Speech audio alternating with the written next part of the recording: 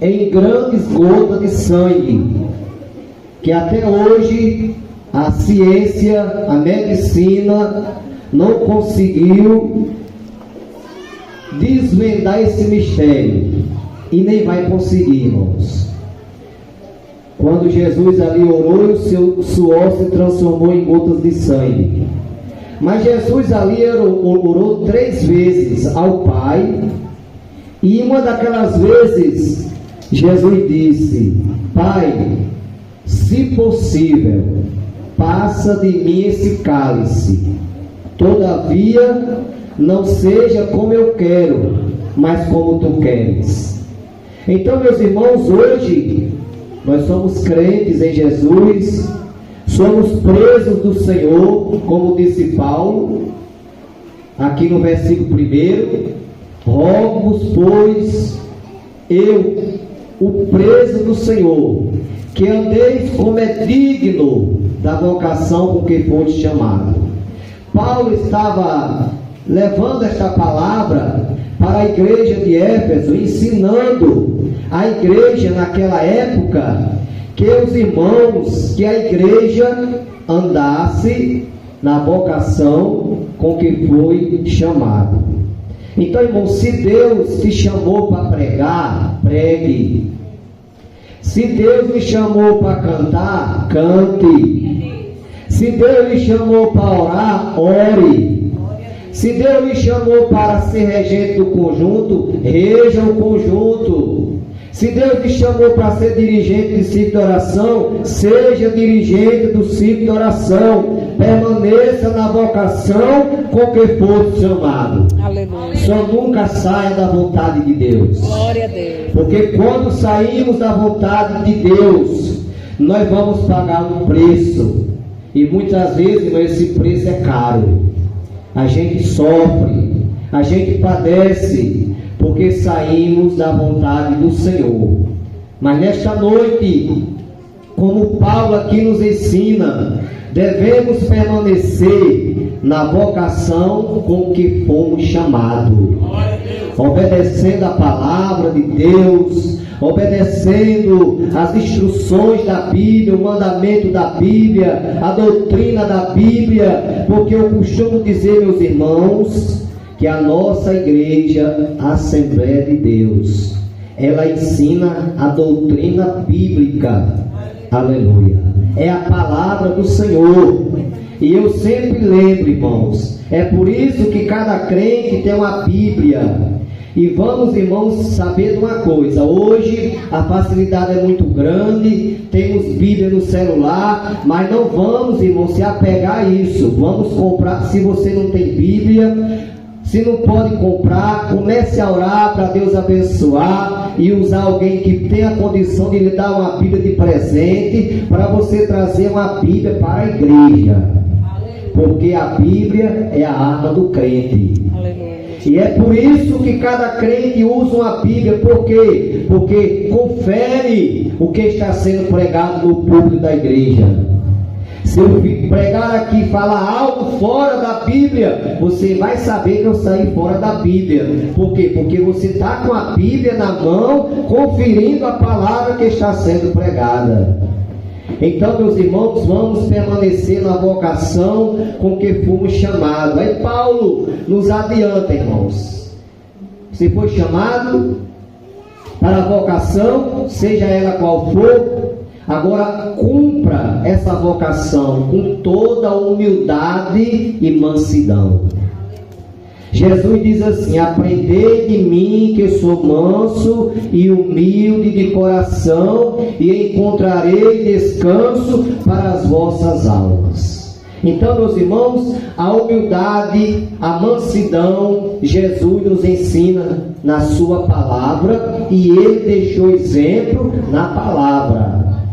No capítulo 13, versículo a partir do 1 do Evangelho segundo João, Jesus ali está na grande ceia ali com os discípulos, e a Bíblia diz que Jesus ele se cinge com a toalha, coloca água numa bacia, começa a lavar os pés do discípulo e enxugar-lhe com a toalha em que estava cingido. E quando ele fez tudo aquilo, que chegou a vez de Pedro, aí Pedro, como era aquele crente apressado, porque irmão, tem irmãos aí que não espera a hora certa, fala na hora errada, bate com a língua nos dentes, aí depois vai sofrer as consequências, irmãos. Nós devemos ter muito cuidado. Jesus nos ensina: vigiai, vigiai. E a gente devemos saber até o que nós estamos falando, irmãos, para que depois não venhamos ter prejuízo com as nossas precipitações. E Pedro, irmão, se precipitou e disse: Senhor, jamais me lavarás os pés. Jesus disse assim: se eu não te lavar, não tem parte comigo. Aí Pedro se agoniou e disse: Senhor, não só os pés, mas as mãos, a cabeça. Aleluia. Olha a precipitação que é que dá, irmão. Ele que tomou a vez, não falou na hora certa, se apressou. Irmãos, para tudo tem um tempo determinado por Deus. O salmista diz: esperei com paciência no Senhor, e Ele se inclinou para mim e ouviu o meu clamor. Então, irmão, vamos esperar com paciência, vamos esperar com humildade, vamos esperar com mansidão, porque eu já me deparei, irmãos, com tantas situações. Eu já presenciei coisas, irmãos, que na hora eu só clamei a misericórdia de Deus para aquele irmão ou para aquela irmã.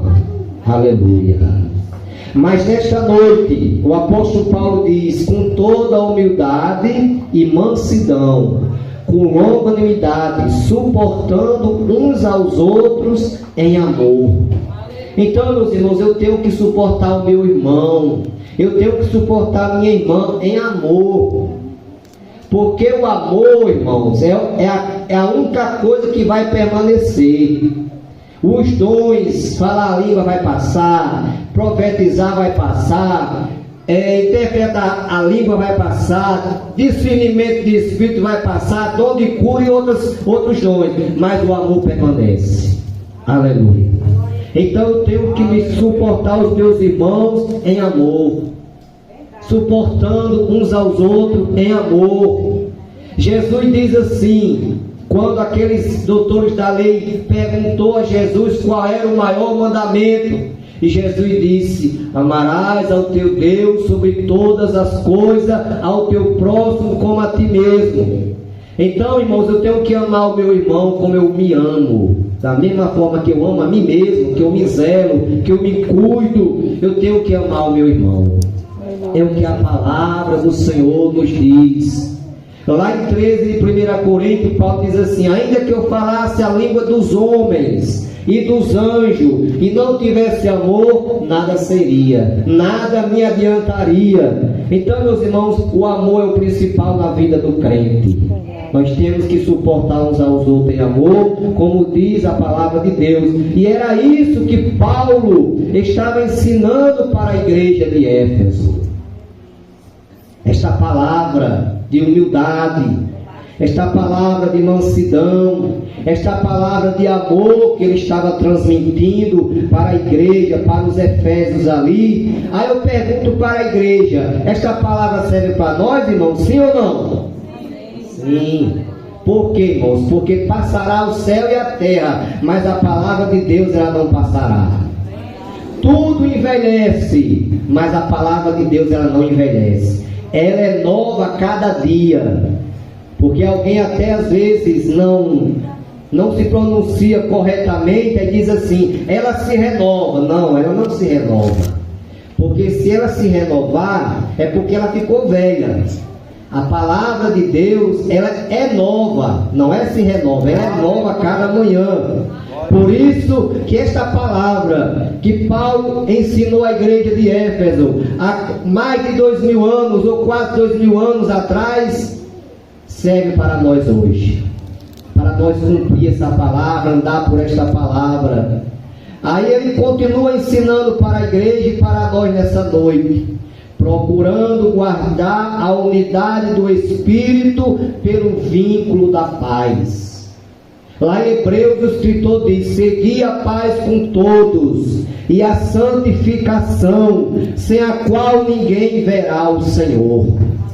Meu irmão, se eu não seguir a paz com meu irmão, se eu não seguir a paz com meu próximo, se eu não tiver paz com meu vizinho, se eu não tiver paz com a minha família, meu amado irmão, eu não verei o Senhor. É tanto que a palavra diz: seguir a paz com todos e a santificação, que hoje muitos e muitos não gostam de ouvir esta palavra santidade. Muita gente não aceita mais isso, não quer mais aceitar essa palavra santidade na doutrina. Quando os pastores estão ensinando a doutrina, quando o pregador está ensinando e falando sobre santidade, mas irmãos, tem que ter santidade para ver a face do Senhor. Se não houver santidade, não veremos a face do Senhor. Temos que ter paz com o nosso irmão, viver em comunhão, viver em unidade. Mas pastor, eu procuro, ele não quer. Aí você já fez a sua parte. Se você procurou e ele não quis, ou ela não quis paz, você já fez a sua parte. Apenas ore por essa pessoa. Porque Paulo diz assim: se possível, olha o que Paulo ensina: se possível, tenha paz com todos os homens. Então Paulo ensinou dessa forma, é porque há ocasião que você quer, mas a pessoa não quer. Então o que é que eu vou fazer com essa pessoa? Eu vou amar, eu vou orar por essa pessoa. Não posso fazer mais nada. Eu não posso obrigar ninguém a fazer eu entrar no coração dela ou dele. Não posso. O que eu posso é orar. Aleluia. Agora devemos seguir a paz com todos, devemos andar em amor, devemos ter o Espírito pelo vínculo da paz. Lá na bem-aventurança do capítulo 5 de Mateus, Jesus diz assim: bem-aventurados pacificadores, porque eles são chamados filhos de Deus. Os pacificadores são pessoas que produzem paz. É aquela pessoa que quando chega num canto que alguém está brigando, ele procura amenizar a situação. Homem, tenha calma, isso não leva a nada, vamos acabar com isso. Isso aí é o pacificador. E para me falar isso, irmão, eu me lembro, uma vez um irmão em Mossoró vinha, aí tinha duas pessoas brigando, lá na esquina.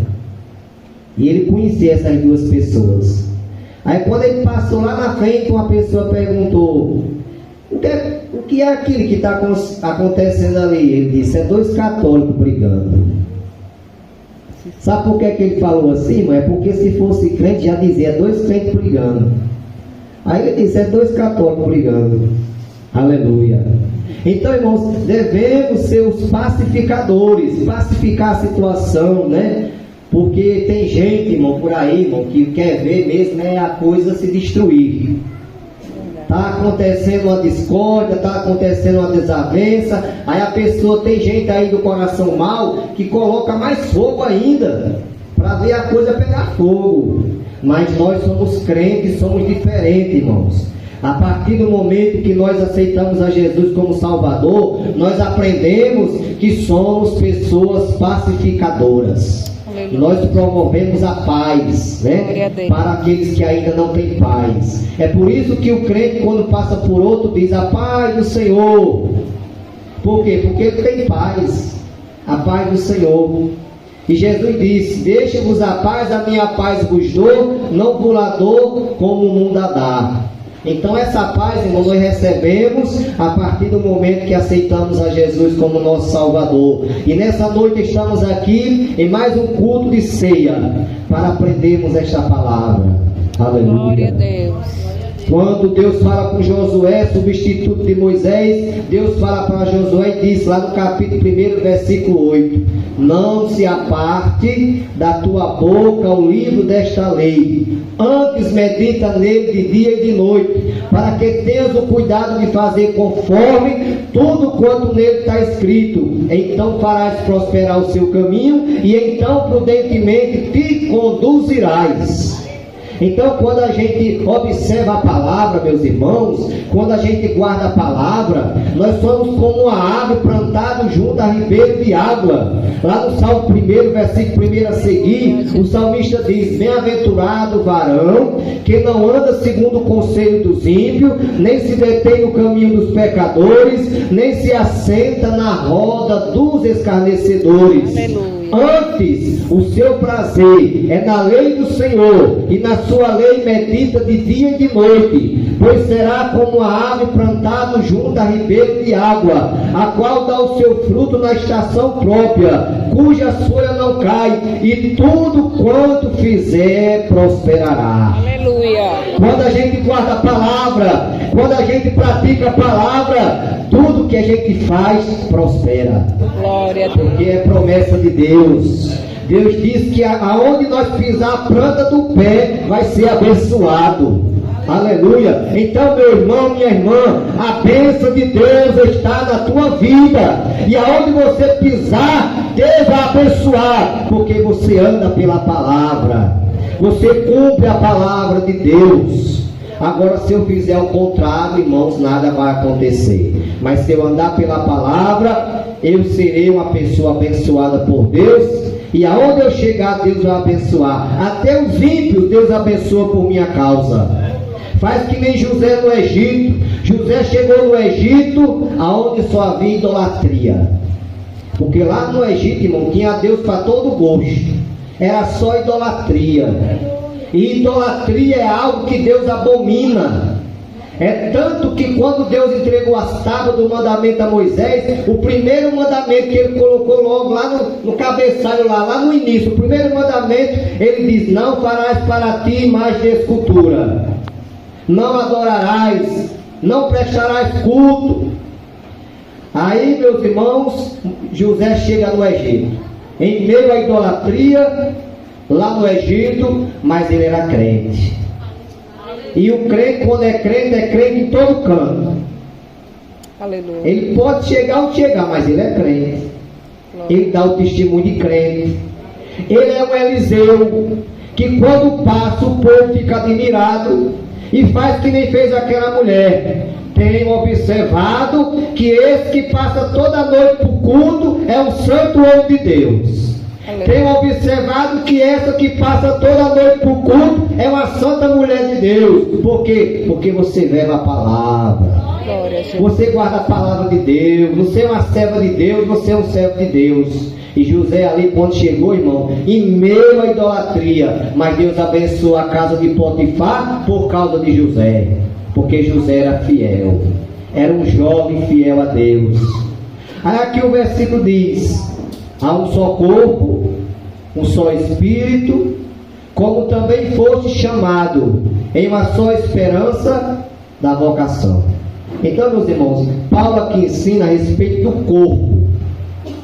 Este corpo aqui relaciona-se literalmente ao corpo humano, mas se relaciona ao corpo da igreja, porque existe só uma igreja. Jesus vem buscar a igreja universal, mas não é aquela universal do reino de Deus, não. Lá também Jesus vai levar também. Estou falando da igreja universal no sentido geral. É a Assembleia de Deus, é a igreja universal do reino de Deus, é Deus e amor, é a igreja batista. Aonde tiver um crente fiel a Deus, Jesus vai levar.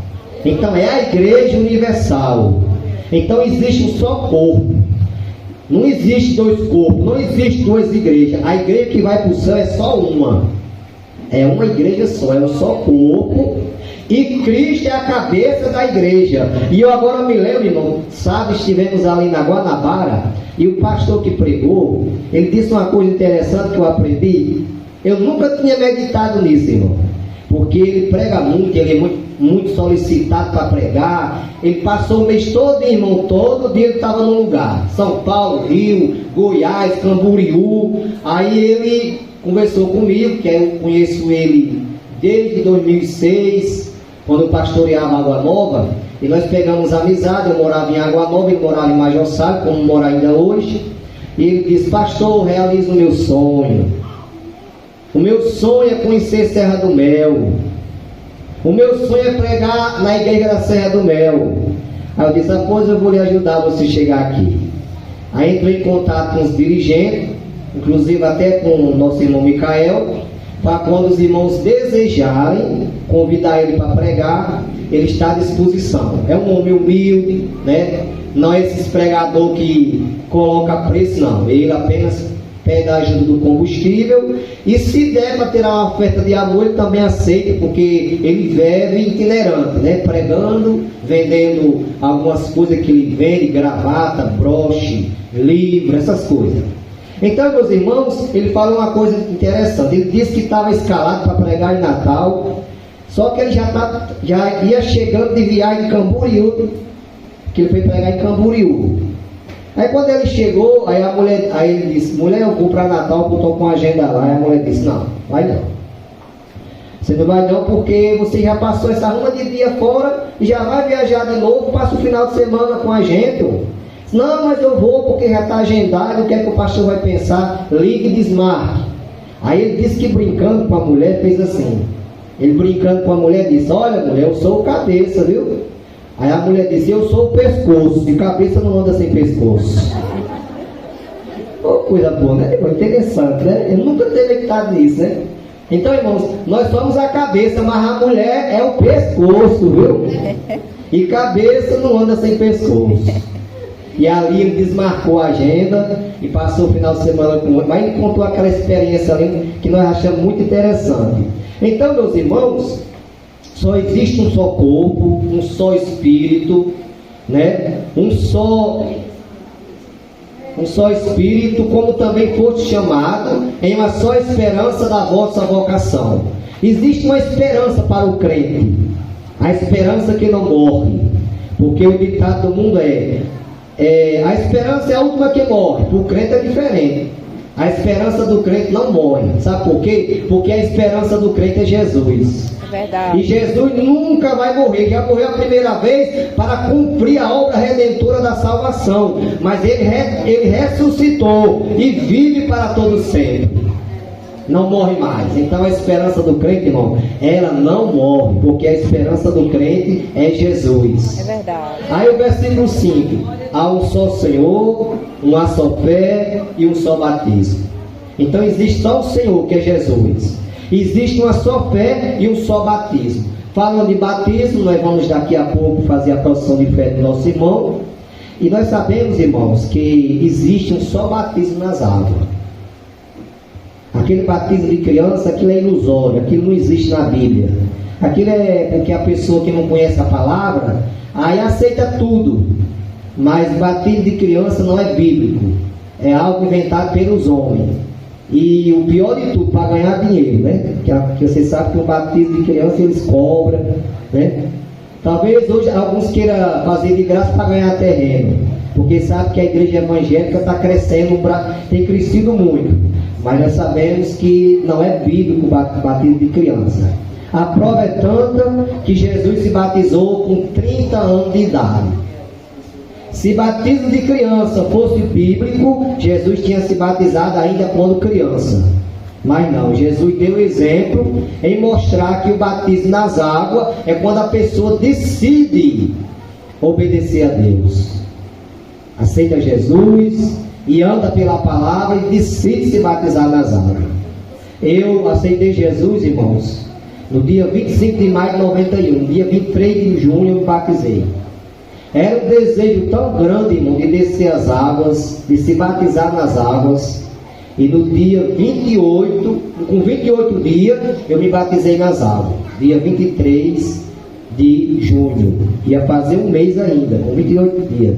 Porque, irmãos, batismo nas águas é um mandamento bíblico. É uma ordenança de Cristo. Porque Cristo deixou duas ordenanças para a igreja: batismo nas águas e ceia do Senhor. Então, é uma ordenança. É tanto que ele diz: aquele que crê e for batizado será salvo. Agora o irmão pode me perguntar: mas pastor, batismo salva? Não, batismo não salva. Agora, se eu sou crente e sei que é uma ordenança de Cristo, o que eu devo fazer é obedecer à ordenança de Cristo. Porque a gente fica até assim, às vezes, que tem irmão, não, pastor, eu já sou crente 25 anos, 30 anos, mas eu não estou preparado para o batismo, não. Ô irmão, 20 anos de crente, não está preparado ainda? 25 anos de crente, não está preparado ainda? E para ir para o céu, como é que vai ficar?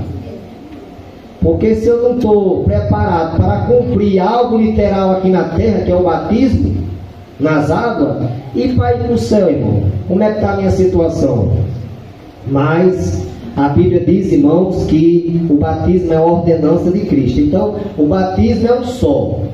Se porventura vier uma pessoa de outra igreja, de outra denominação, se congregar na Assembleia de Deus, se lá na igreja dessa pessoa batizou ela lá por imersão, que é mergulhando, e em nome do Pai, do Filho e do Espírito Santo, a nossa igreja ela aceita esse batismo porque é o correto. Agora, existe igreja por aí, irmão, que não batiza por imersão, batiza por aspersão. Que o batismo de aspersão é aquele que coloca a água na cabeça, aqueles pingos d'água na cabeça. E outras igrejas não batizam em nome do Pai, do Filho e do Espírito Santo, só batiza em nome de Jesus. Está errado também, porque a fórmula do batismo é em nome do Pai, do Filho e do Espírito Santo. Lá em Mateus 28, 19, Jesus ensina: portanto, ide, ensinai a todas as nações, batizando-as em nome do Pai, do Filho e do Espírito Santo. Então, se alguém chegar aqui de outra igreja, querendo se congregar com a gente, e se ela foi batizada em nome do Pai, do Filho e do Espírito Santo, e foi mergulhada, nós não fazemos outro batismo. Por quê? Porque só existe um batismo. Não existe dois batismos, né?